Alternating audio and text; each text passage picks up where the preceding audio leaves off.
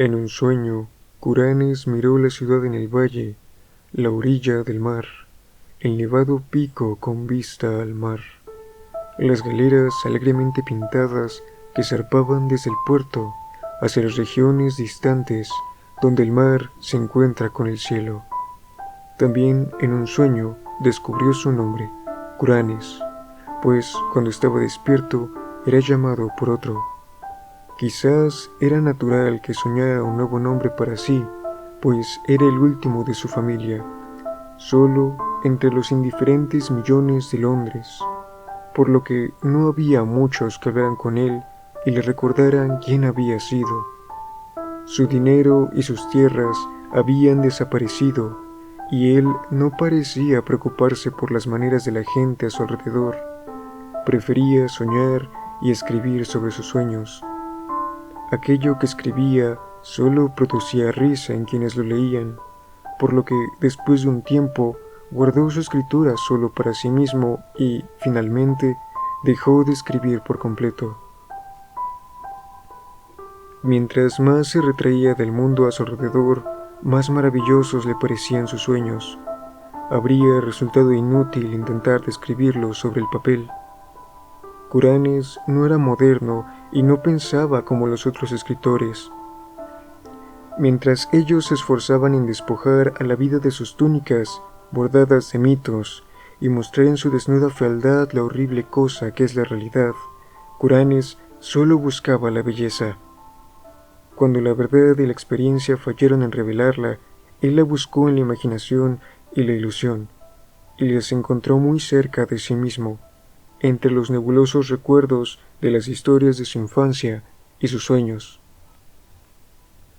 No hay muchas personas que conozcan qué maravillas se abren para ellos en las historias y visiones de su juventud. Cuando somos niños y escuchamos y soñamos, solo pensamos ideas formadas a medias. Y cuando intentamos recordarlas, cuando hombres, nos encontramos apagados y prosaicos por el veneno de la vida.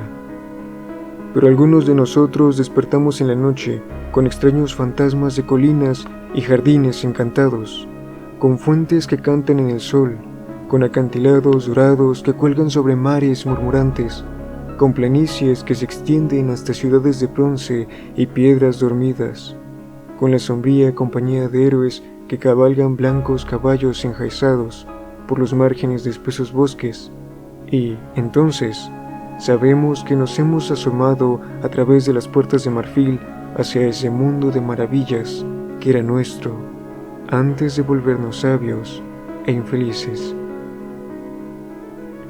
Curanes había dado de pronto con este viejo mundo de su niñez. Él soñaba con la casa en la que había nacido, esa gran casa de piedra cubierta con enredaderas, donde 13 generaciones de sus ancestros habían vivido y donde esperaba morir.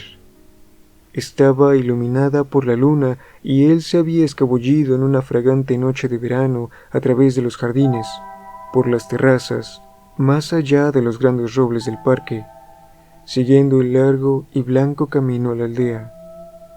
Esta parecía muy antigua, mordida en las orillas como la luna que ha comenzado a menguar. Curanes se preguntaba si los puntiagudos techos de las pequeñas casas escondían el sueño o la muerte. En las calles había largos tallos de pasto, como lanzas, y el cristal de las ventanas en cada lado estaba roto o miraba empañado. Curanes no se había entretenido, sino que caminaba pesadamente hacia adelante, como si hubiera sido llamado con algún objetivo. No se atrevía a desobedecer el llamado, por miedo de que probara ser una ilusión, parecida a los deseos y ambiciones del mundo de la vigilia, que llevara a ningún lugar. Luego había sido atraído hacia una vereda que se alejaba de la calle de la aldea hacia los acantilados del canal, y había llegado hasta el final de todas las cosas, hasta un precipicio y un abismo donde toda la aldea y el mundo caían abruptamente hacia el vacío sin eco del infinito, donde incluso el cielo estaba vacío y sin iluminar por la luna en su derrumbe y las estrellas pasajeras. La fe lo impulsaba a seguir, más allá del precipicio, hacia el abismo. Él flotó hacia abajo, abajo, más allá de oscuros e informes sueños que no habían sido soñados, hacia esferas que brillaban tenuemente, meros sueños soñados a medias y risueñas cosas aladas que parecían burlarse de los soñadores de todos los mundos. Luego, la ciudad en el valle, reluciendo radiantemente a lo lejos, muy a lo lejos, con un fondo de mar y de cielo, y la montaña coronada de nieve cercana a la orilla. Curanes se despertó en el mismo momento que contempló la ciudad.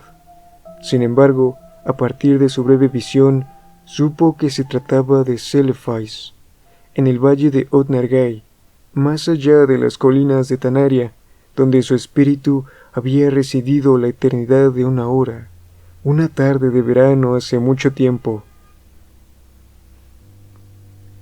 Curanes se despertó en el mismo momento que contempló la ciudad. Sin embargo, a partir de su breve visión, supo que se trataba de Celephais, en el valle de Otnargai, más allá de las colonias de Tanaria, donde su espíritu había residido la eternidad de una hora, una tarde de verano hace mucho tiempo, cuando se había escabullido lejos de su nana y cuando permitió que la cálida brisa marina lo arrullara hasta dormirse, mientras miraba las nubes desde el acantilado cercano a la aldea. Él se había quejado cuando lo encontraron. Despertaron y cargaron hasta su casa, pues justo en ese momento se disponía a navegar en una galera dorada hacia esas seductoras regiones donde el mar se encuentra con el cielo. Ahora resentía de la misma manera haber despertado, pues había hallado su fabulosa ciudad después de 40 agotadores años.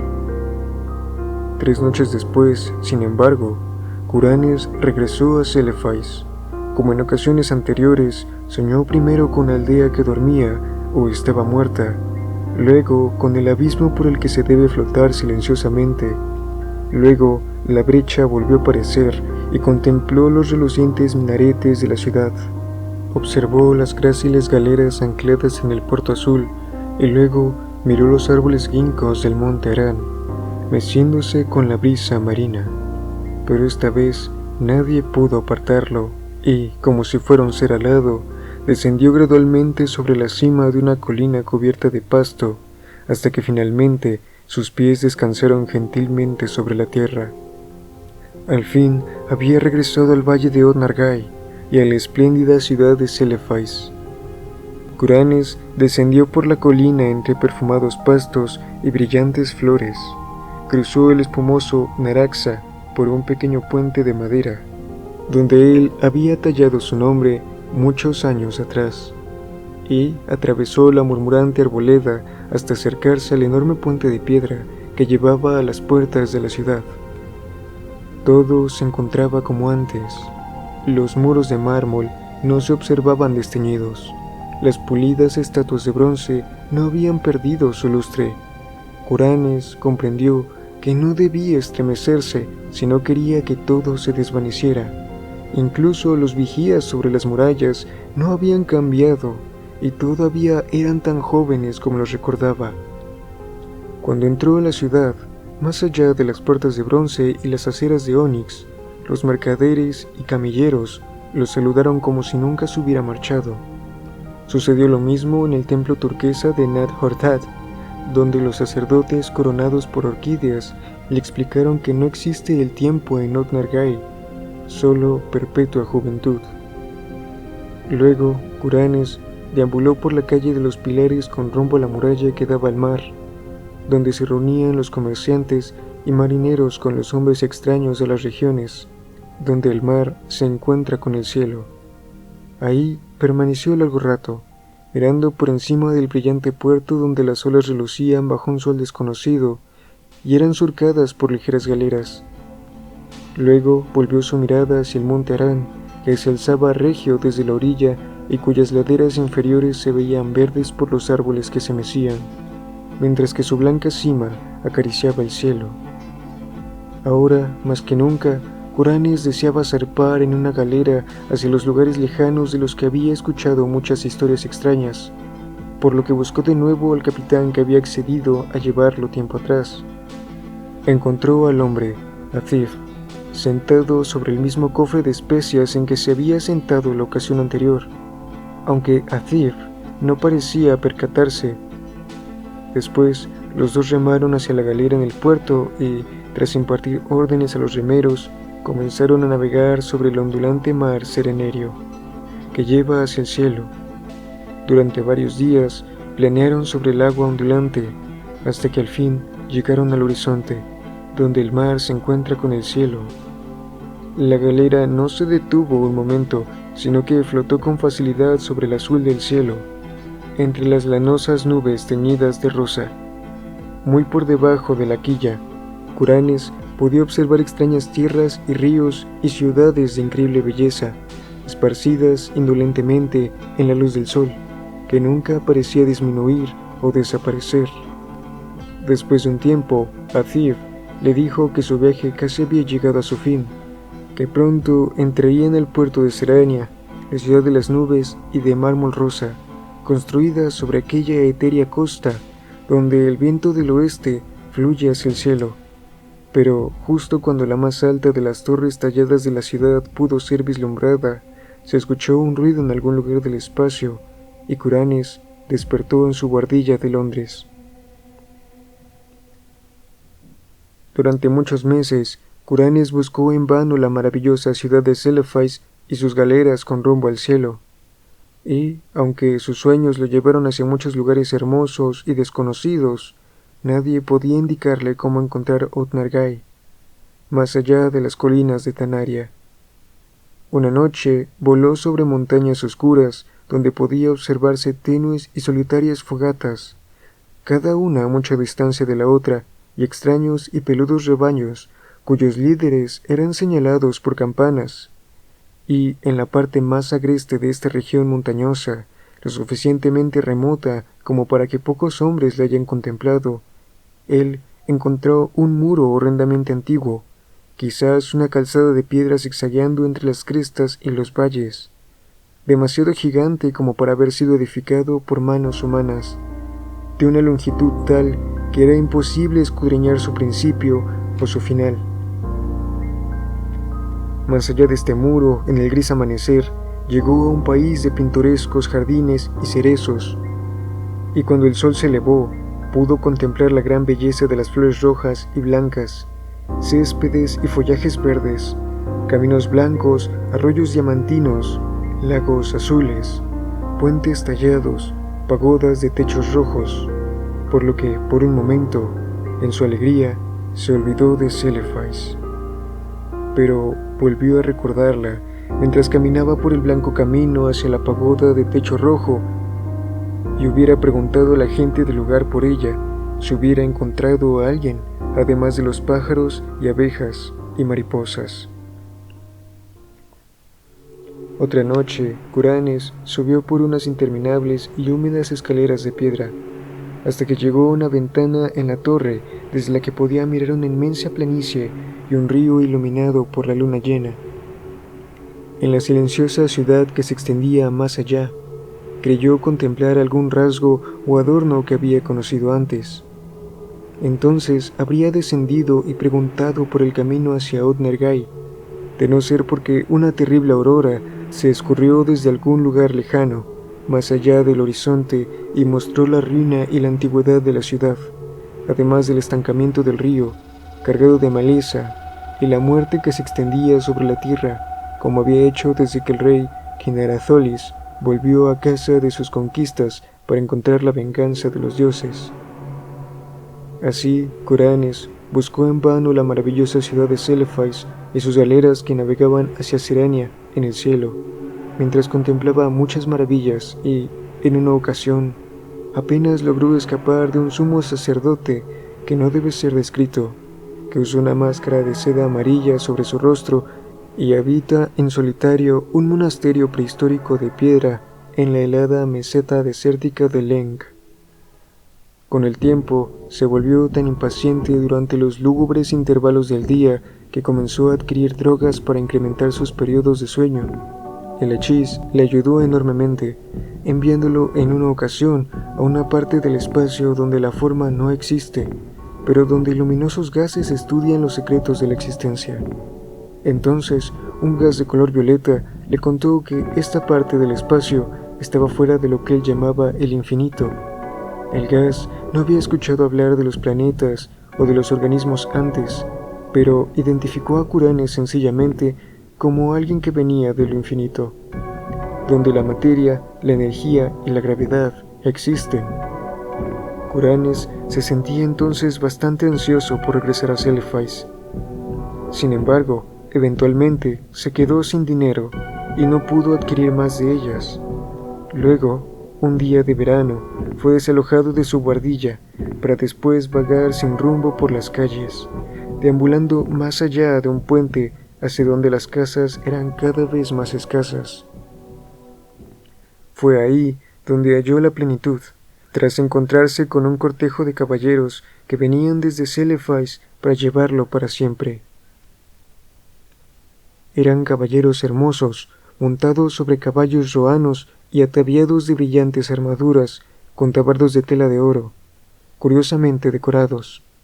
Eran tantos caballeros que Kuranes casi los confundió con un ejército, pero su líder le dijo que habían sido enviados en su honor, pues era él quien había creado Oth-Nargai con sus sueños, por lo cual había sido señalado como su principal deidad para todos los días que siguieran. Luego le acercaron un caballo y lo colocaron a la cabeza de la procesión. Luego todos montaron majestuosamente por las colinas de su rey hacia la región donde Kuranes y sus ancestros habían nacido. Fue algo muy extraño, pero mientras andaban los jinetes parecían galopar a través del tiempo, pues cada vez que se encontraban con una aldea en el crepúsculo, solo miraban casas y aldeas como las que Kausar u hombres anteriores a él habían mirado. Incluso llegaron a ver caballeros montados con pequeños grupos de sirvientes. Cuando anochecía, viajaban más rápido, hasta que pronto volaban como si estuvieran en el aire. En el apagado amanecer, llegaron hasta la aldea que Kuranes había visto viva en su infancia y dormida o muerta en sus sueños. Estaba viva ahora y los aldeanos madrugadores hacían reverencias, mientras los jinetes desfilaban por la calle y luego doblaban por el camino que terminaba en el sueño, en el abismo. Justo mientras galopaban sobre el terreno que se elevaba hacia el precipicio, un resplandor dorado llegó desde algún punto del este y escondió todo el paisaje en sus ropajes refulgentes. El abismo era ahora un bullicioso caos de esplendor rosado y cerúleo. Voces invisibles cantaban exultantes, mientras la comitiva de caballeros se lanzaba sobre el borde y flotaba grácil más allá de nubes relucientes y destellos plateados. Los jinetes flotaron interminablemente hacia abajo, sus monturas pisando sobre el éter como si galoparan sobre arenas doradas. Luego, los luminosos vapores se apartaron para revelar un brillo mayor, el de la ciudad de Celephais, el del monte nevado que miraba el mar y el de las galeras pintadas alegremente que zarpaban desde el puerto hacia regiones distantes, donde el mar se encuentra con el cielo. Y Kuranes reinó desde entonces sobre Oth-Nargai y sobre todas las regiones vecinas de su sueño. Mantenía su corte alternativamente en Celephais y en Serania, tallada de las nubes. Él reina todavía ahí y reinará felizmente para siempre, aunque bajo los acantilados de Innsmouth, las mareas del canal jueguen burlonamente con el cuerpo de un vagabundo que había atravesado a trompicones la aldea casi desierta al amanecer. Jugaban burlonamente con él y lo arrojaban sobre las rocas de las torres Trevor, cubiertas de enredaderas, donde un millonario cervecero, notablemente gordo y especialmente grosero, disfruta de la atmósfera comprada de nobleza extinta.